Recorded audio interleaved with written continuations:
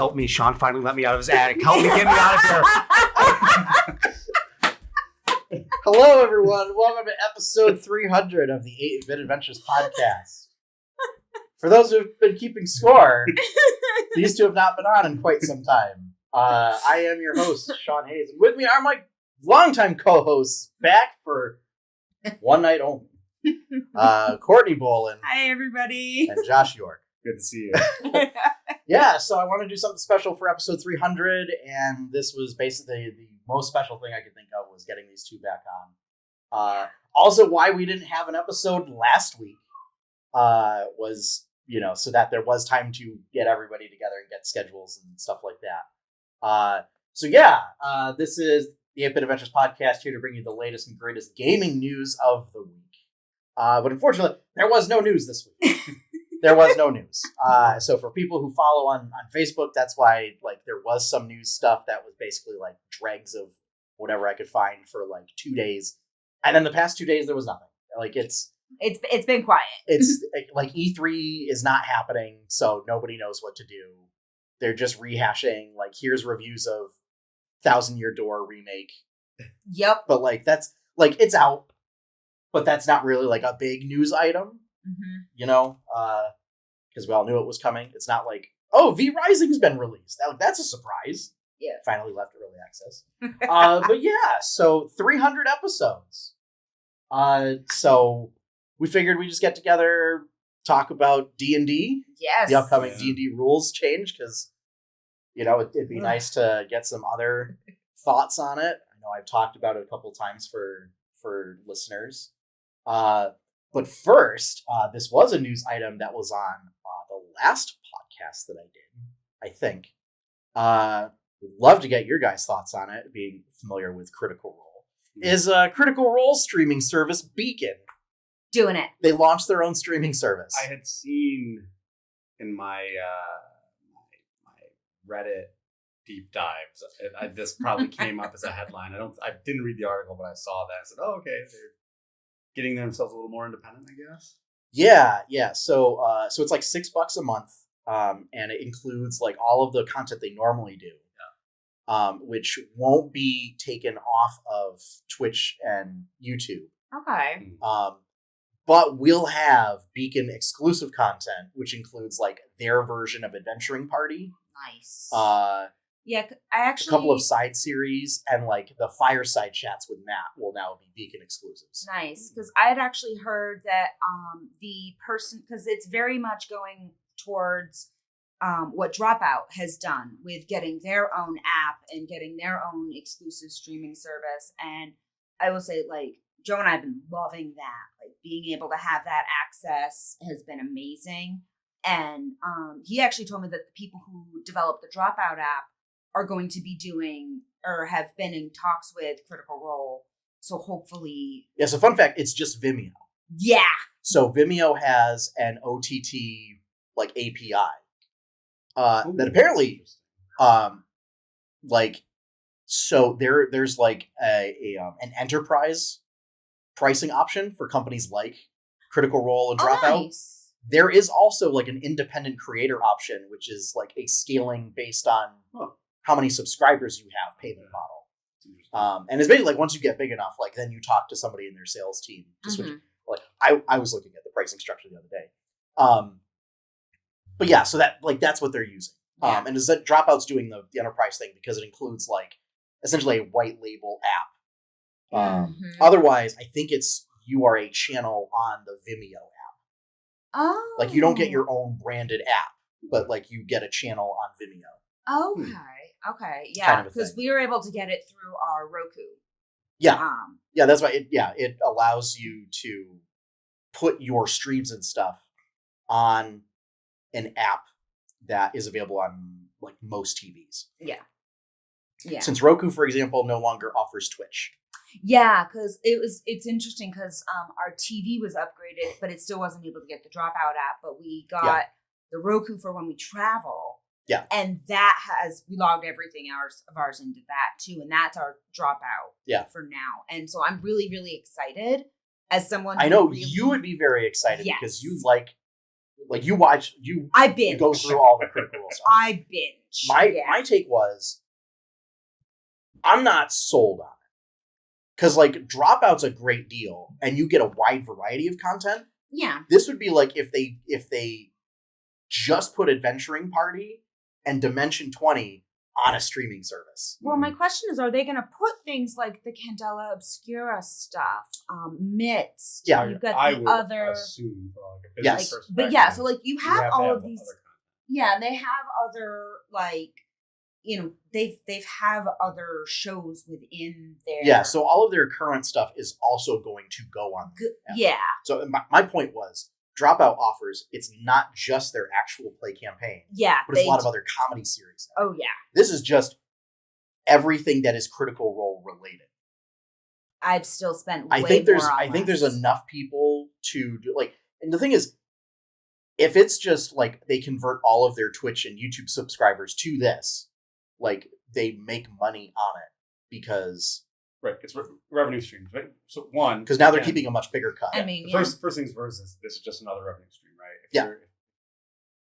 They're a business, right? Yeah. So Mhm. you have to sometimes And consolidating. you have to put a business hat on, and the business's number one priority is to make money. Yep. Regardless, and producing good content is a way to make money, but it's always making money number one. So getting another revenue stream, so you're gonna have everybody else for a while still doing their Twitch subs and whatever YouTube does or whatever it is, buying all their third-party products that they put out. In addition, now they have this other revenue stream. Now, to your point, is the initial hype, a lot of people will hop on board right away, but if they don't add more diverse content and more on top of what they already have, people are going to unsub from their app. Yeah. So Oh yeah. my guess was, and they're not dummies, they'll start adding more diverse content that may not even be completely de-related. It may be adjacent stuff, and then we get like tertiary stuff And into that. what I had brought up was like it would be more of a value proposition if they brought back like All Work No Play, Oh yeah. and and the tertiary cut that they used to have.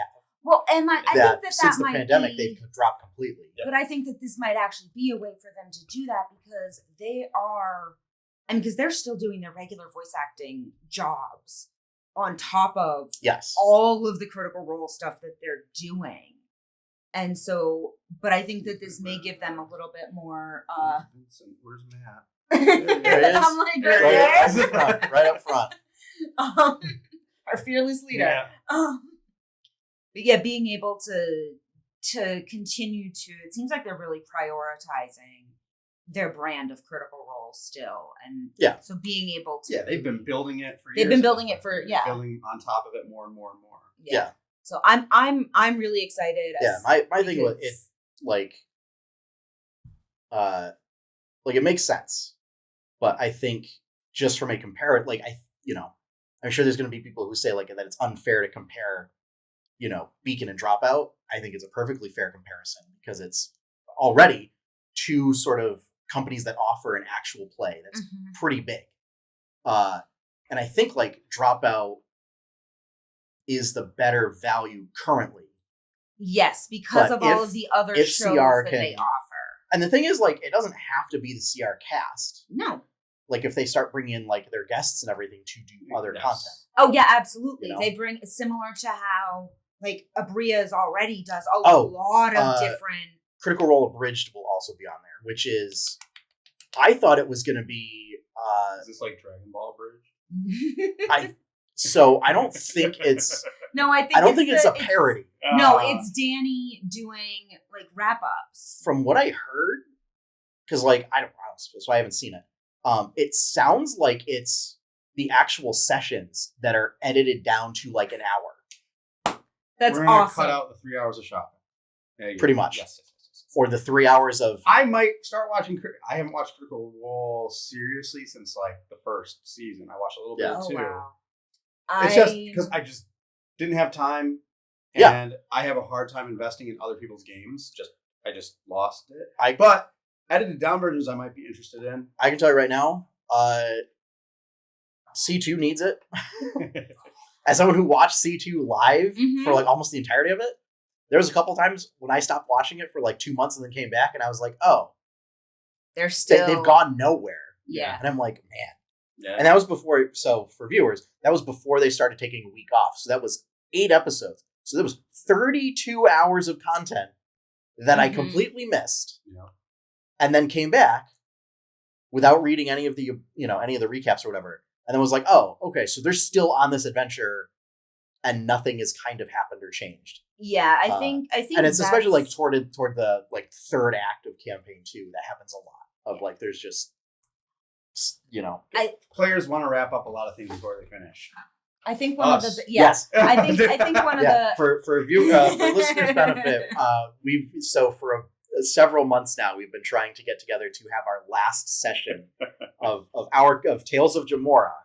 So for folks who remember seeing that on YouTube and stuff, we've been trying to wrap it up, final session, and just schedules have been not working out, and illnesses and yes, like illnesses and procedures and other stuff like that. Yeah. But no, I'm very excited for this app because of the way that I personally consume media. Yeah. Because you both know I binge. Yeah, you binge. I binge. I put on, heck, I'm at season 9 of Call the Midwife, and I've been, just having that on background while I play Stardew on my 4 days off a week. Yeah. So like I have a lot of hours in both.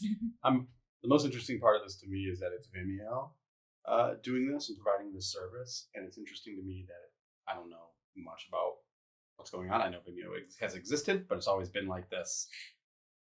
You want to find a weird video you can't find on YouTube, you go on Vimeo. Right? Yeah. So like that's my experience with it. But YouTube needs more competitors, like direct competitors. 100%. And I hope that this is some type of move to start being more of a competitor. Yeah. And I think another big thing is like because there's so many people that really, really compare Dimension 20 and Critical Role because the big difference between them used to be that Critical Role was live. Yeah. And now it's just unedited. Pretty much, yeah. And they're both pre-recorded. And I personally don't mind that. I don't want to get into this rabbit hole because I have an issue of Critical Role is pre-recording and then not taking advantage of anything, any of the benefits that you get by pre-recording. Yeah. We're not going to get into that. I've been on that for several episodes.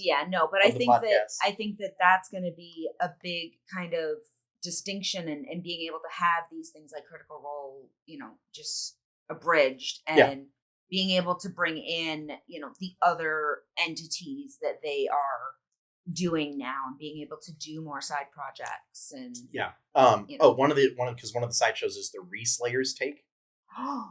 Ooh. With let's see, I'm trying to remember the name because the only one that I recognized off the top of my head was Jasmine Buller, because she's with ACK Inc. Okay. And has done stuff for other she's done a Dimension 20 campaign, and she does Desi Quest, which is like Southeast Asian players. But yeah, she's done a lot of work with other. Yeah. So she's like one of the people that's around. And a lot of the other names I didn't quite recognize off the top of my head. Yeah. So yeah. So Beacon. That's our take. I'm excited for it. It follows right in line. I think it's live. Yes. We have already. Of course you. Yeah. Of course we did.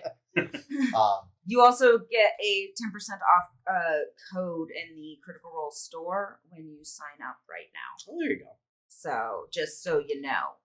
I think the big thing will be what is their stance on password sharing.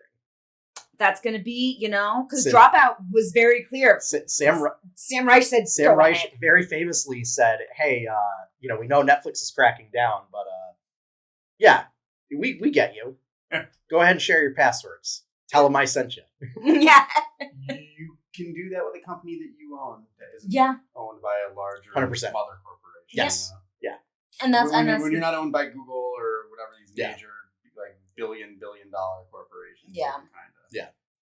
You kind of choose how your stuff is when the owner of your company is notably anti-capitalist. So Mhm. So yeah, now for our actual topic. Yes. We'll get right into this.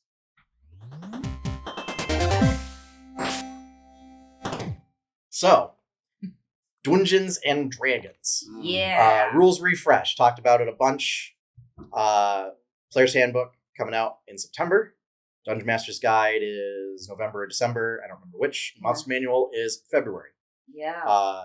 After which, notably, SRD 5.2, which is an update to the system rules document. Okay, and that's the one that that will include new rule or updated rules that are in these books that Wizards has said they will push to Creative Commons again.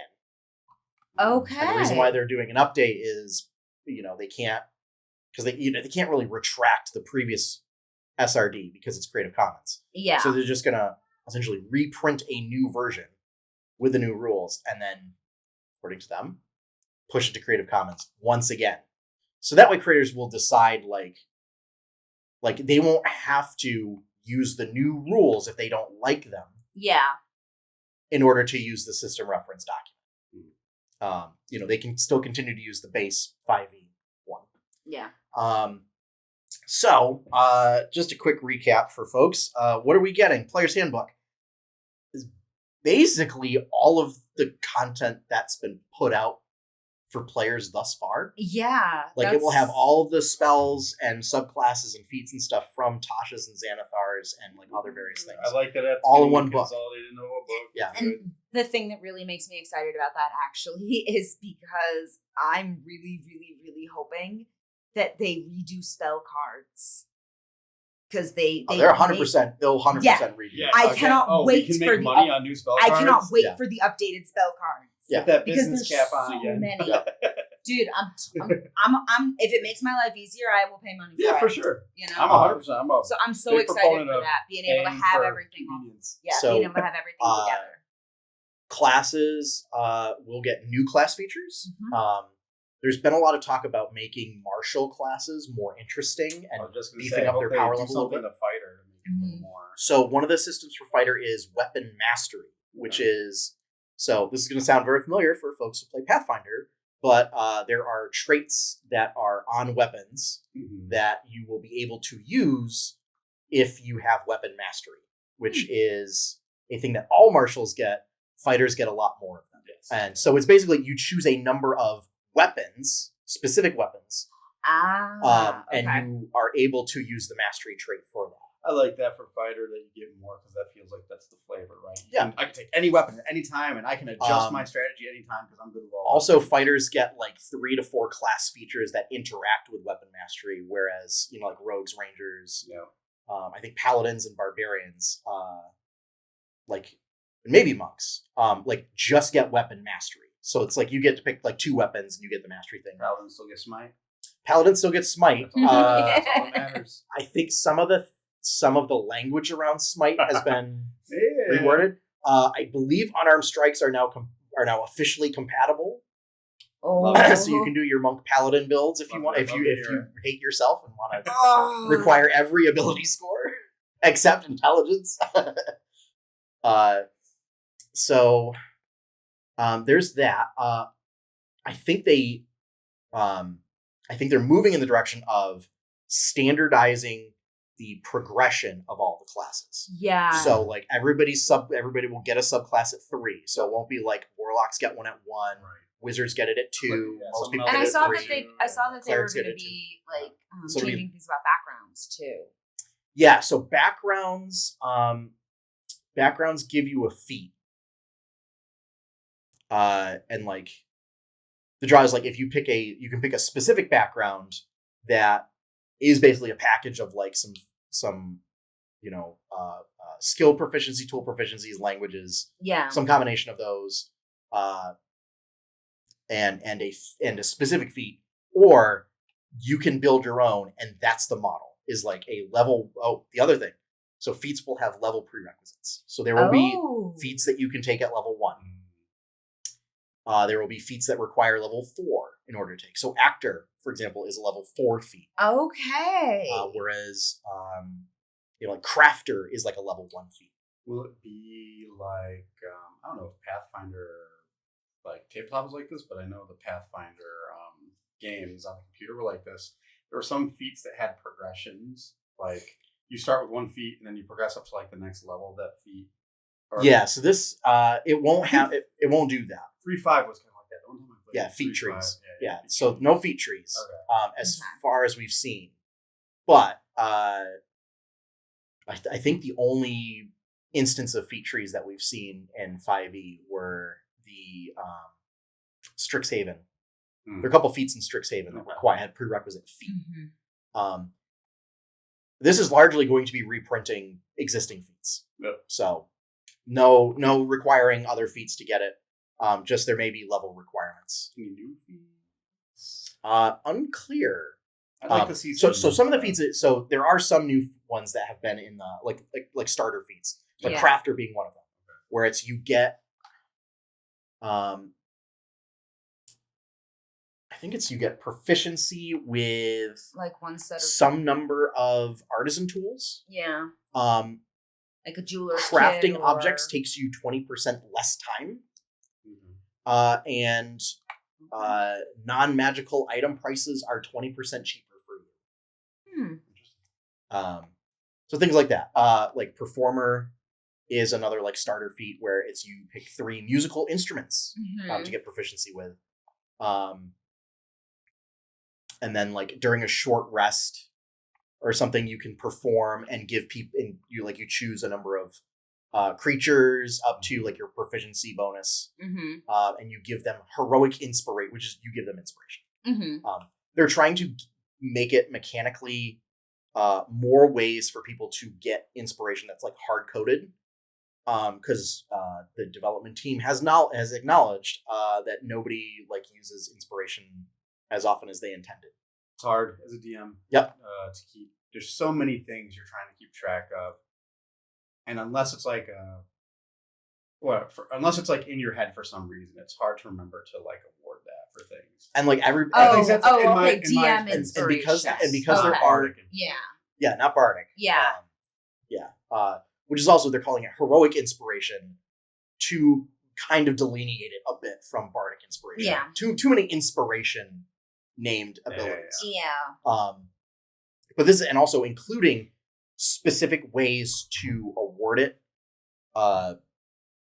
because right now it's like very open to DM interpreters. So like everybody has their own guidelines for how they apply it. I mean, look, if they do, let's put it this way: Abria Iyengar, someone does something that she's like, okay, yeah, no, that's hilarious. Take inspiration. Whereas notably, Brennan and Matt, talking about Dimension 20 and Critical Role, like often don't. Yeah. Like, because it just like doesn't really come up. Between those 3 DMing styles, like at Bria, I definitely noticed does that a lot more. I know for me in my DMing style, I'm trying to think ahead of my party, and I'm trying to keep what's going on in the moment, what I'm keeping track of happening in my world, and what I'm anticipating to happen in the next few moments all at the same time. Yeah. That's really hard for me to like stop for a moment and say, unless it's something spectacularly like extraordinary. Yeah. Again, that's just my personal experience and how I kind of process things. But... And that was my point. Is like everybody does it differently. Yeah. So this is a way to like at least give mechanical reasons for granting it. Yeah, you're giving examples. I think also humans start with it each day. I love that. As like as a way to get people to play humans and make them feel on the same level. I always play humans. I know. For listeners, my party's weird. Like they will just play humans, unprompted. Like they don't need They don't need carrots. Yeah.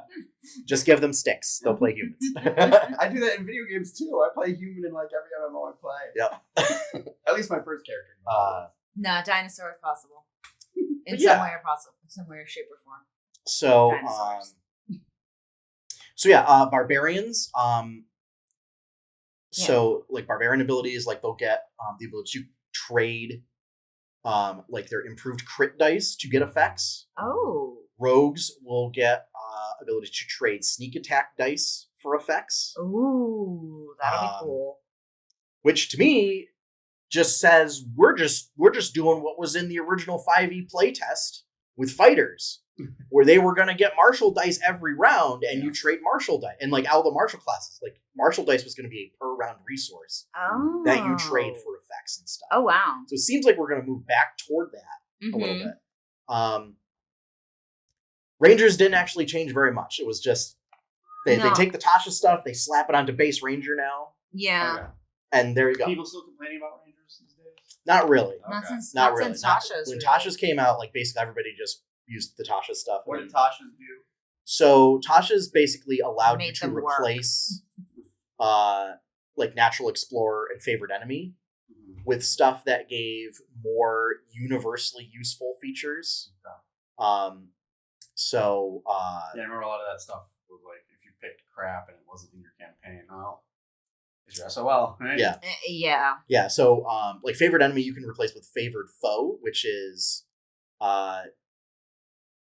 it's sort of like Hunter's Mark. Yeah. But you can like change it a lot, and if that well, being so died, it doesn't transfer, include the right? tracking. It doesn't include the RP benefits of Hunter's Mark. Okay. And it's not a spell ability, Yeah. but it's basically you pick somebody. It is still concentration, but it's like a free D4, and then it scales up as you gain levels. Yeah. So you can get that in place of Favored Enemy.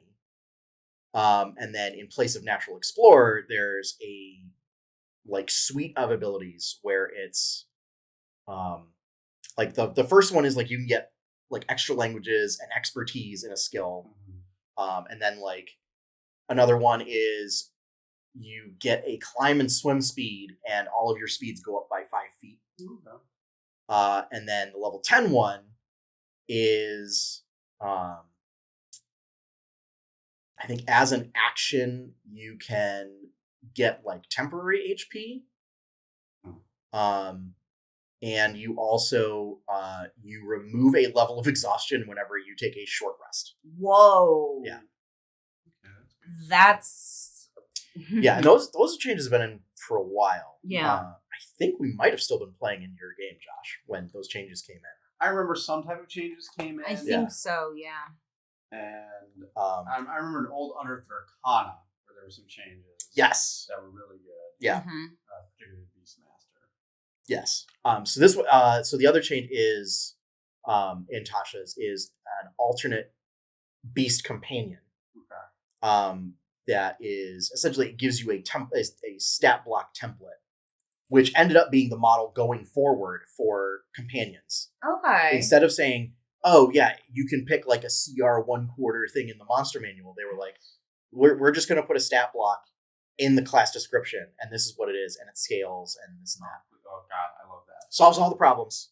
Yeah, you can make it whatever animal you want it to students be. who want a flippin' companion, Yeah. pet, or even we were talking about this earlier about like wild shape stuff. I'm like, okay, they can turn into anything in this. I'm like, I usually just like pick 3 things: pick a land, pick templates, pick a land, air, and a water. Templates with options, and that's what they did. That's why and I it like includes the in there. So because you can put abilities requiring different action types in the stat block, that then solves the problem of, oh, how do we get around action economy? You know, and how do we make this work with the existing ranger? Yeah. And so they just put in like it has an attack and it has a feature that says like as a bonus action you can command it to do this attack. There we go. Solves the problem. On. Yep. And they were like, I remember Jeremy Crawford when they were developing going like as if somehow, despite the fact that templates were how 4th edition Beast Companions worked, that this was like this magical idea that solved all of their problems. And it was like, you didn't think to use templates before? Yeah. So it just goes to show, folks. I mean, 5th edition's philosophy was very kind of like, do what you want. Yeah. Right? So like, I get it. But with that, you when you let people do whatever they want, you start to see, oh, here's the problems that occur when everybody does what they want. Yeah. Right? And here's how we can and that affects things like pacing of play and stuff like that, which can really make and people not want to balancing. play. Yeah. It makes it hard for DMs to balance encounters. Mm-hmm. Yeah.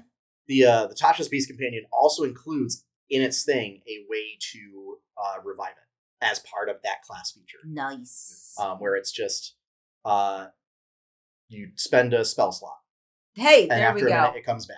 There we go. Boom. Yeah. Yeah. Easy peasy. Which again is how 4th edition did it. Was Beastmaster Rangers got a special ritual called Ray's Beast Companion that they just got, and it was like a level 1 ritual that they could just do. Yeah. With that one, it's you spend resources in the form of like gold. Yeah. But still. Yeah. I don't know. As somebody like Nothing I to never played. My first game ever was a 3.5, and then I didn't play for years, and then I jumped into 5th because like for me 3.5 was really just a lot to try and handle, and 5th edition was so much easier for me to grasp. So It's one of those things where and based on how Pathfinder 2 did, my belief in that 4th edition suffered from like a lot of the ways in like that the Wii U suffered from, kind of like marketing was not great for Write it. this dissertation for me. Yeah. Marketing was not great. GSL hurt quite a bit. Like they went from the OGL, the Open Gaming License, to the Gaming System License, Yeah. which was a closed license as opposed to an open one. That hurt it. But just throwing all that out of the window, just looking at the books, the books read very much like a technical manual. And I firmly believe that if they just put everything in prose, like Pathfinder does, we'd be... we wouldn't need this. I'm getting tongue-tied again. here because I get frustrated. 4th 4th edition would not have the reputation that it did. And now everybody's like, because there isn't this stigma that like a lot of people just like have forgotten or just didn't play it, and now like that we have sort of hindsight. Now people are coming back and being like, oh, actually 4th edition did that right. Maybe we should have paid more attention to it. And it's like, finally, people are starting to understand. So yeah. And like a lot of the ways that the rules are being written is reminiscent of how rules were written in 4th edition, because it was written to be a very clear like game engine essentially. Yeah. Yeah. It sounds to me like they're finding, again, with They hindsight, found how many times people have misinterpreted or had different interpretations of stuff written in the 5e books. Oh, yeah. Because it's written. How many in times has prose Jeremy and stuff. Crawford gotten like tweeted at and shouted out on like other social media sites like, okay, no, what's the clarification of this? Yeah. Because so many things have had that looseness that has not said it is up to your DM. Yeah. Like, but I do like that with the hindsight, we are able to kind of continue going forward and continue trying to make it better. Yeah. So, not much has been talked about with the DMG. I think the goal is for them. I think they're going to reorganize and put in more stuff on like how to actually run the game. Nice. To get people like Josh to read it, which you won't. I'm stuck in my ways at this point. But unless there's some major mechanical changes to how the game works, I think it's largely, and so the thing is, it's not going to have those large mechanical changes because it's intended to still be compatible with 5th edition. right? So like when you're in combat, you have movement, action, bonus action, reaction. That anything different about that? Nope. Okay, so the game essentially plays the same. Yeah.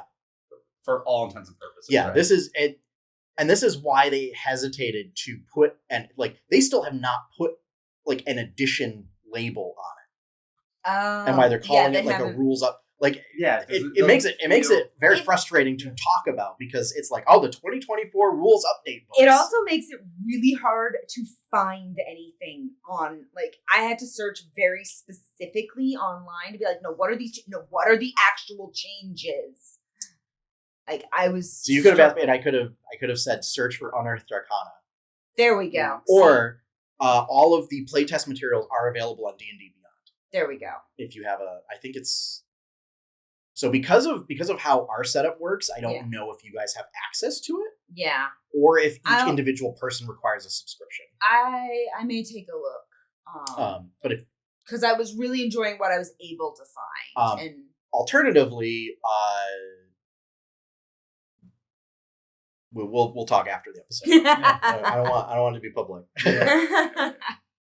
But yeah, essentially, I have all the PDFs because that's how it's just Unearthed Arcana PDFs. Yeah, it's been, and that's the thing. It's a lot of it has the Bastion stuff. Yes, that we have used in our game. That will be part of the rules update. Yeah, I would love official rules on the stuff that players often want to do, like all your downtime stuff and all. Like, I've got all this. I would love so much more downtime stuff that like is more fleshed out than Xanathar's. And weirdly, like the DMG had the running a business one, and then like Xanathar's backed away from that. Because like, what do players love? Players love generating money. Players love generating passive income. What do players love to do? Players love to run a business without being present for running that business. Yeah, we do. Well, that's what we want in real life. That's what we, yeah. We just want passive income. Yeah. Everyone just wants to be the CEO. And passive income is amazing. Yeah. Passive income is the best. Just delegate it all to everyone else and reap the benefits. Yeah. And get paid 1,000 times more than your other employees. I mean, in that situation. Unclear because like all of the rules for it just say like, yeah, everybody gets paid. So you could just, like, it doesn't matter what you pay them. Yeah, the whole getting paid is even part of... You can pay them as much as you pay yourself, and then it's still like what you generate is your profit. Which is why probably the running a business thing in the DMG doesn't work. But it's imaginary. It's a game, though. It's whatever. Yeah, it's very... It doesn't have to be super. Oh, believe me, I was already talking with Megan about this over dinner of like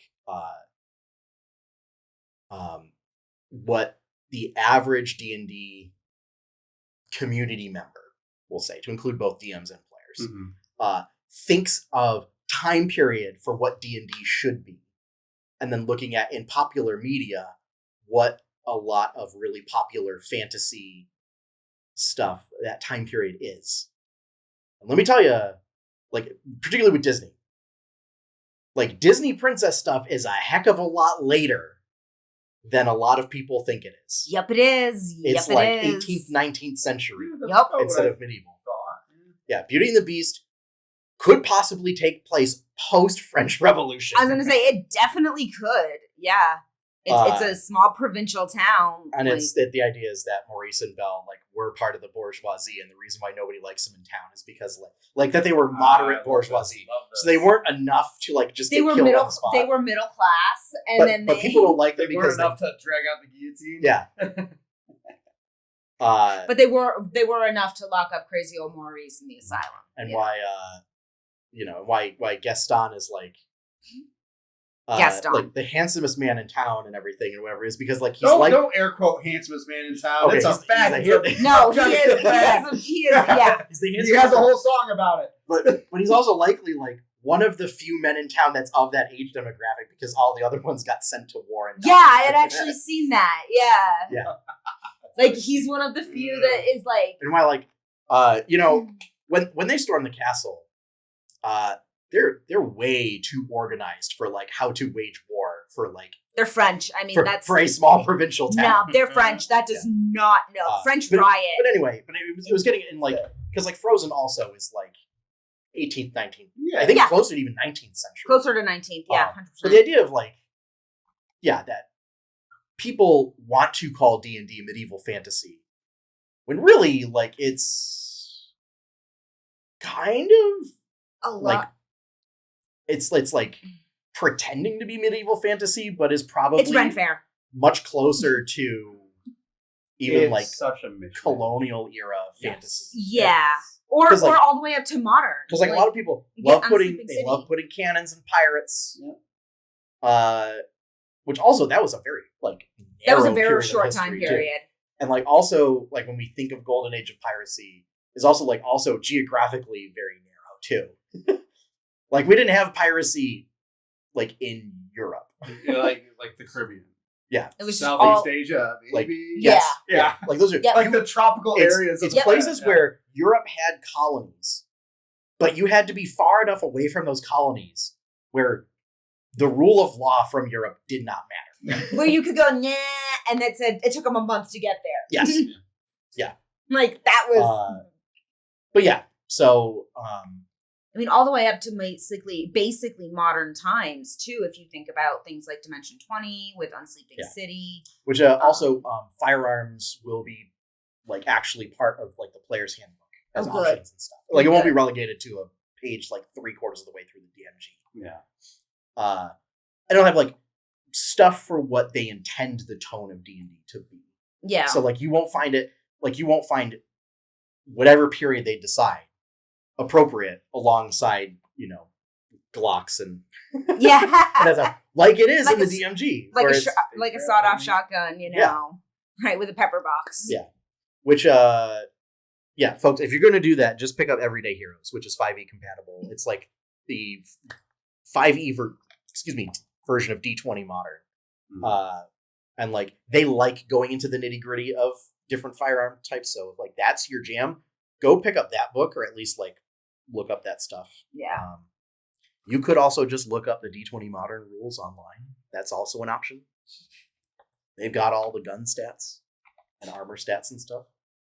So I guess my main question is, are there any, other than what we talked about, are there any like really big changes or new additions or anything? So big changes are largely like the class fixes. Okay. Weapon mastery. It's like a big patch. Grappling will be based on unarmed strikes and save throws instead of athletics checks. Okay. I don't know how. I don't like it. Yeah. I like just doing an athletics check because it's easy. It's so much easier. Yeah. So instead, it's going to be like doing unarmed strikes to like initiate a grapple sort of thing. So it'll be based on attack bonus. So you'll have to hit an attack to get a hold of them. Yeah, and then if they want to, escape, if they want to escape your grapple, saving throw, they do. I think it's either strength or dex save against your grapple DC. It's usually been a dex because you want to. I think traditionally it's a strength save with monsters, so it might be a strength save. So I don't know. Having it be based on a strength save might be bad for players because monsters are typically pretty strong. But also monsters are pretty strong for. But also monsters typically don't get save bonuses, so I don't. It might just be a wash. Like it might functionally not be. I think that the issue is that it's setting one of the numbers to be static instead of doing it in opposed roll. I feel like there are some monsters that have a grapple mechanic where you have to hit an attack first to grapple them already. I'm just going through my head. I feel like I couldn't name one specifically. So a lot of monsters they grapple with an attack. I think maybe that's what I'm thinking. It's because maybe they're kind of thinking that as like the standard. Maybe I think they're trying to kind of standardize. So it's not different for players compared to monsters or NPCs. And jumping. I think there's been a couple iterations of jump, but I think the last one that I really liked was jumping was simplified to when you jump 5 feet, and then it's like you could make an athletics check, like against DC 10 or something, to jump an additional 5 feet. Okay. Simply, you don't have to worry about. You don't have to get the jump calculator app. You don't have to run 10 feet. What's your strength score? Yeah. How tall are you? Yeah. Because you're fantasy superheroes. Like you can jump 5 feet. Yeah. Horizontally or vertically. 5 foot vertical is. I think it's a 5 foot vertical. I don't know. That is as tall as me. As tall as you. I don't even think fantasy superheroes. Fantasy superheroes. Like, jumping 5 feet horizontally, I could do that. I might even be able to jump a 10-foot creek if I really wanted to. Probably not now. But maybe at one point in my life. If you were as fit as Jacobin? Maybe in my early 20s. Yeah. But not at almost 40. So, but a 5-foot vert? That's crazy. I mean, that's just Mario.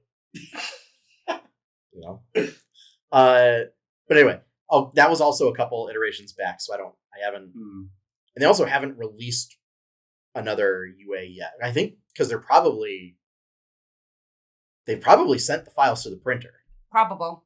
You figure 4 months. or getting pretty close to, Or they're getting they might already or be they're printed. getting to their deadline. I don't Yeah. know. Yeah, they might already be at the printer They're probably already at the printer, knowing because how they'll have long to it go through takes proofreading and revisions and stuff. Yeah. So if Kickstarter is any indication of how things work. So yeah. The other thing was Dagron revamps. They're changing how dragons look. Oh. So I have some illustrations of what are likely since the Red Dragon designs matched up, and there are designs in Fizban's Okay. Yep. that match up with the new designs for the chromatic dragons. Oh, okay. So I have here to show the designs. Okay. So White Dragon doesn't actually change that much, but they've got now like this weird like turtle shell looking thing on their tail. Oh, and they've got kind of like a spiky World of Ankylosaur. Warcraft dragon tail. and they've got kind of like a weird looking head now. Okay. It almost looks like fins coming off the side of the face. Yeah. Well, it's got like a very insectoid Mm-hmm. head. The next one, Black Dragons. I got issues with the design. So, the head doesn't change very much. Yeah. Same. They got like these little stubby, Stubby crocodile hands. legs and stuff. A lot of wings. So they do this muscular spike tail. They want to do this crocodile thing, but like if they're gonna do that, it's gotta be that broad all the way down. Like tails, it doesn't really make a lot of sense to have like this very narrow sinewy tail that then broadens out. Yeah, no. Here's what I got issue with. So we got these they call them 3-bladed wing shape. So it's essentially they got a big finger coming out of their elbow. Yeah, I don't like that either. Because that's what is because wings are essentially a limb, Yeah. right? And it's the stuff out here with the patagia are fingers. Yeah, So, like, that's yeah. how bats work. It's like the webbing between. So they got fingers. their little nubby thumb here, Yep. and then they got 1, 2, 3, 4 fingers, right? That's their arm. So that's their forearm. Now they have That's something. the back arm. And then they've got this one extra finger that comes out of their elbow all the way down. I got issues with that. I don't have an issue per se. Weird anatomy. I like that they're trying to differentiate how the dragons look a little more. Oh yeah. I appreciate that. It's next one. It's gonna get Let's get weird. so blue dragon. This is probably the biggest departure. That's from very. That's like- extremely different. blue dragons. Yeah. They slim down an awful lot. Now they're like very, very thin and sinewy, and they got like these long wings. I Oh, get wow. it. Lightning, air. You want them to feel like speed, fast, maybe. I think it's And then also that they wanted to have them be able to like. They made them like finer, to help them burrow through sand No, that's Oh and yeah. make them a bit more snake-like, Mhm. and sleek. But they still have that. I think they got this weird like trident tail. Yeah. I don't So. think that. I think that just has a couple of different fins off of it. which Also, is- not nearly as blue. no, like, it's it's still more a of a. blue. little grayish. It's But more yeah, of a it's- slate. It's more of a slate Yeah. gray blue. Yeah, mix. it's not like a very just deep blue color. Yeah. All right. Green dragons are next. Green dragons are. This is the one that makes me go like, come on, guys. So, Those are leaves. Those are not wings. Those are leaves. well, read the description. It says maple leaf shaped wings blend into the canopies. Someone said, one of the comments on Reddit that I got these from said, How big are these trees? how big are Yeah, how these big trees? are I these can already trees? predict. Now, a wormling maybe, Maybe. and in a fantasy like Elven Forest, sure, still wormlings are like medium, they're like people size. Yeah, like you'd think like a pseudo dragon would have maple leaves. Well, I know I'm getting. This Style. is giving. Have you ever played Legend of the Dragoon on the original PlayStation? No. It has really weirdly designed dragons. Yeah. And this is giving a little bit of that to me. Yeah. So they got that, and they've got fins because green dragons have a swim speed. But yeah, they took out the signature frill, the signature like sort of mohawk head frill, and just made it spiked. It's all just like spiked. Does mean they're gonna change all of my dragons in Dragonflight because they made them all green dragons based on D&D green dragon. I'm not gonna change them. I'm gonna keep them the classic ones. Yeah. And then a forked tail. A forked tail. Interesting. I don't know if I've ever seen any Creature. Sort of real creature that has a forked tail. Oh yeah, real. I have not. Like plenty that have like spikes coming off. Oh yeah. But like the tail bifurcates, and like that's not a thing that you usually see. I also don't know what purpose that serves. So, because that's the other is like, things. It'll be interesting to see if there are mechanics that reinforce the design choices, design aesthetics. Like there could be. Yeah, just the weird maple things. I hope they differentiate the dragon's abilities a little more. That red dragons. I don't think red dragons changed all that much. They just made him a big old boy now. Yeah, can I get a zoom in on that? Big boy. Yeah. They just made him thick. I mean, you want red dragon to look big mad. Yeah, and then the thick tail going like little extra weird ridge there. And little extra ridge. They're doing things with the tails on these. But yeah, I mean, they again didn't really change all that much. They just, they did. They made his neck thicker. Yeah, they made the red dragon neck a lot thicker, which I'm totally fine with. Yeah, big old gullet. So metallic dragons are also getting glow ups. I think gold dragons are returning. We're calling those glow ups. The metallic dragons, I think, with the bronze dragon, I think is a little weird. They did D&D team did reveal that. Mm-hmm. They've sort of got like the black dragon wing thing going on, but their wings are like curved and rounded almost to make them look like fins, because they're intended to be like aquatic dragons and stuff. I'm not as much of a. They've also got like a weird, like it's a very like coral, like lionfish type thing going on. Oh, okay. I like the original. Well, not the current. The current design is most closest to the original design for dragons in D&D, which I always liked. And I thought the bronze dragon had a very strong draconic design when they introduced it in 3rd edition. Because they've largely kept the same designs since then. I think gold dragons might be going back to a more sinewy sort of Eastern dragon style. Okay. And aside from that, I don't know if there's an awful lot. They didn't really talk about copper and brass. Yeah. Silver dragons, I don't think are changing all that much. They might be getting a sort of red dragon treatment of just being thicker. Thicked up. Yeah. So yeah.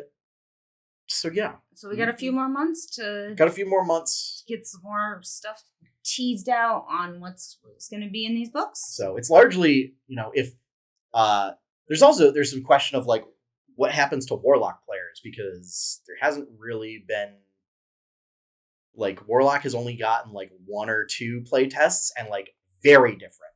Yeah. Like moving toward, it seems like they were trying to do away with spontaneous casters or like known casters, and like everybody prepares spells, which means like sorcerers don't make as much sense because that was their big difference from wizards. But like warlocks prepare spells, bards prepare spells. I kind of just it's just more stuff to think about. I don't want to think about. Yeah. I guess as a player, it's options, but I also like, again, just sometimes overwhelming. I like the idea of I prefer very much like preparing spells becomes just you have a list of known spells, and then if you think like it's introducing deck building. Because then it's like, if you know you're going to be facing something, you can tech in some spells, and that's the only difference. I don't even do it. Well, you also don't cast spells. You just smite. That's all he does is smite. Your spell slots are for smiting. I occasionally cast haste. Yeah. I mean, with haste, you don't need other stuff. I know. But I would think that I would probably even be like if I played like a wizard or something. Like I don't want to think about it every in-game day when I wake up. What do I need to get ready for today? I just don't like having to think it out that hard. Again, that's just a me personal. No, I agree. Yeah. I thought it was an odd move, and I don't know if it's again to standardize things, but yeah. I'm also curious because spellcasting in general has also gone through a couple iterations where like previously they were like, yeah, there's no class lists. It's just arcane, divine, and nature magic. Okay. And so it's like bards can cast enchantment, transmutate. Bards can cast arcane spells from the enchantment, illusion, and transmutation schools. Like that's what they can cast. Whereas like wizards had no. It was just wizards cast arcane spells. Clerics cast divine spells. Druids cast nature spells. But then it was like rangers cast nature spells from like these specific schools. It got weird. Yeah, just give me a list. I think they've gone back to specific class spells. Yeah, class lists again. So yeah. Okay. Like I said, I don't feel like it's going to change how I play D&D too much. Yeah, I think the biggest thing for seasoned D&D players will probably be like the Bastion system. Yeah. And then if your class got some new abilities and stuff. Particularly if you're a martial class. I think spellcasters are going to have a hard time. Because they haven't really talked about it, but there's some theories that the reason why they haven't talked about high-level spellcasting is that maybe it's going to get a somewhat of a nerf as a way to help bring spellcasters back in line with martial peeps. Maybe. I don't know. I think it's a hard ask for, if your wizard summons meteors out of the sky to say, like, how do we bring this in line with a guy who attacks 4 times in 6 seconds? Every 6 seconds. Yeah. And if he gets really mad, he does it 8 times in 6 seconds. Right. Yeah. So, yeah, that is what we got for this week. So, thank you both for joining me. Yeah. For 300 episodes. Yeah. As always, if you want to see more content from 8-Bit Adventures, check out the website at 8-bitadventures.com. If you want to help support that content, the best way to do that is to become a patron at patreon.com/8bitadventures. You can become a patron for as little as $1 a month. That is $4 whole less than Twitch. Or you can sub on Twitch, particularly if you've got a Twitch Prime subscription, because that's free. Still working on redoing all the Patreon rewards. Just need to get some more feedback on those. But doing a fully fleshed tier system instead of like going up to $5 a month. And potentially down the road, maybe including some bonus content for certain podcasts that may be coming back. So, opening theme is One Up by Professor Shy Guy after all these years. Still the same opening theme. You can find his stuff over at professorshyguy.bandcamp.com. And with that, we are signing off.